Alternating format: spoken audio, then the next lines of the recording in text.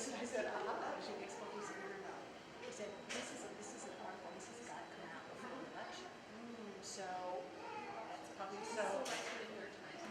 Yeah, which I love that. Once every 2 weeks, what a great deal. Good morning, everyone.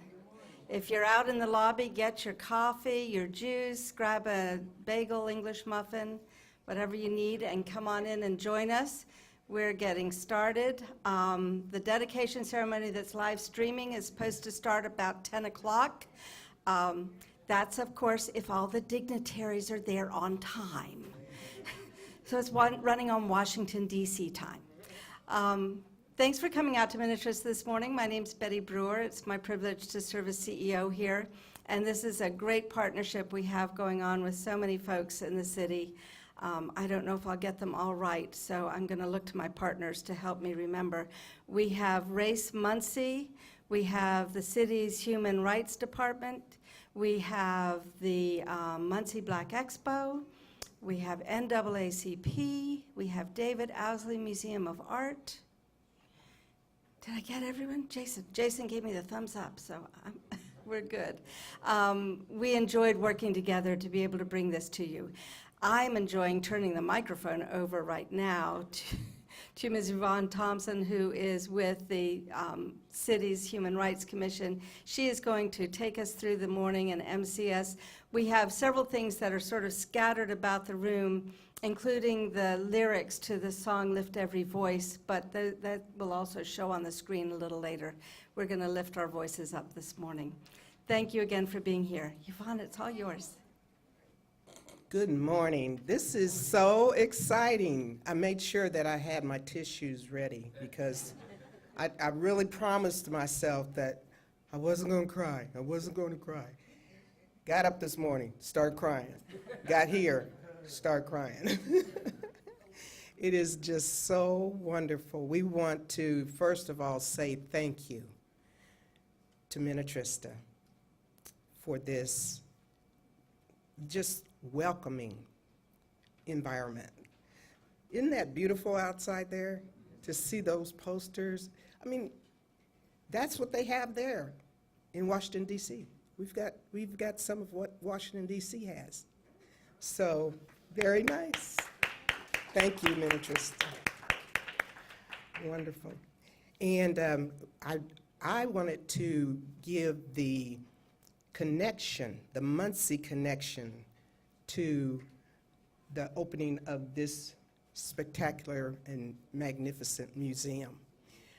I'm pretty sure I see some people that would know, but how many people know who Judge Robert Wilkins is? Okay. Now, Judge Wilkins was one of our speakers at the 2014 Muncie Black Expo corporate luncheon. But how many people know that Judge Wilkins is from Muncie? Yes. Isn't that awesome? So Judge Wilkins, and this was in the Star Press yesterday, I believe.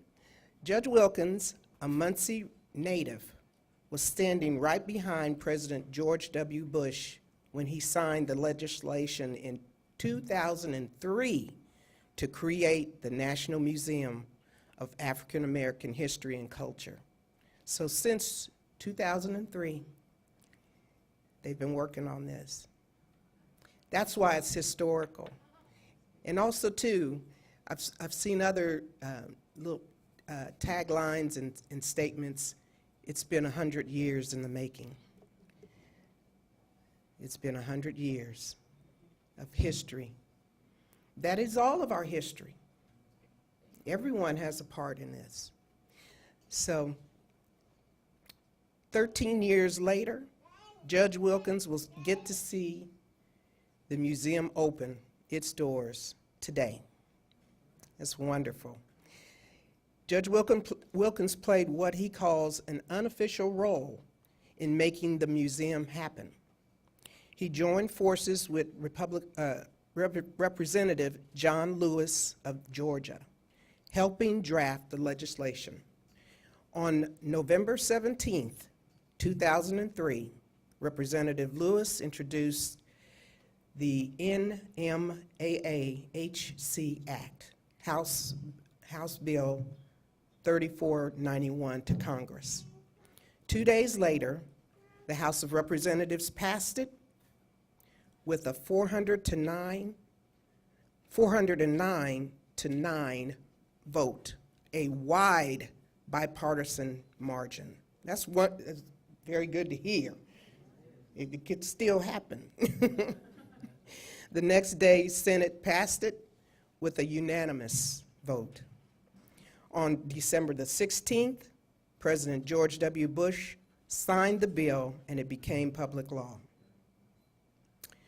We wanted Congress to act with urgency, and they did, said Judge Wilkins. Now, the wonderful thing about Judge Wilkins is that he has written this story in a book. That's powerful. The journey it took for this to take place. So, during the process, Wilkins wrote a book concerning and chronicling the journey to the museum's creation. The book is called Long Road to Hard Truth. And just for a plug for him, he is coming back to Muncie on October the 2nd at Calvary Missionary Baptist Church. And he will have a book signing. So hopefully you all will get to see him there and thank him for this wonderful day and this wonderful creation. 100 years in the making. Not a lot of us have seen what's happened in the last 100 years. Some of us have experienced some things. Some of us know some things. And that's what's really hard about it. But yet and still, we overcome. We are strong people, and it is the journey of a people. So we really, really have a lot to be grateful for today. How many people, did you know that this was going to open up? And did you know that this was, had that type of Muncie connection to it? So Muncie, we're proud, very proud. We're proud. And something good can come out of Muncie. Oh, it is. It's history. It is. It's history. Lift every voice and sing. To talk about the author in the of the poetry and song, James Weldon Johnson was born in Florida in 1871. He was a national organizer for the NAACP, an author of poetry and nonfiction. He is perhaps best known for the song Lift Every Voice and Sing.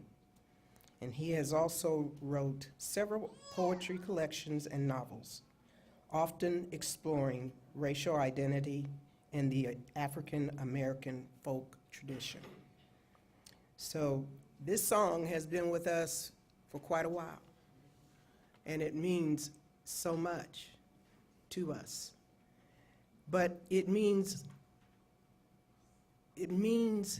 something to not just a people, but to us. All of us have struggled. All of us do see turmoil and know about conflict. But you know what? We overcome. We still overcome. We still overcome. And when we come together, we can get it done. we can get it done. So that's the best part.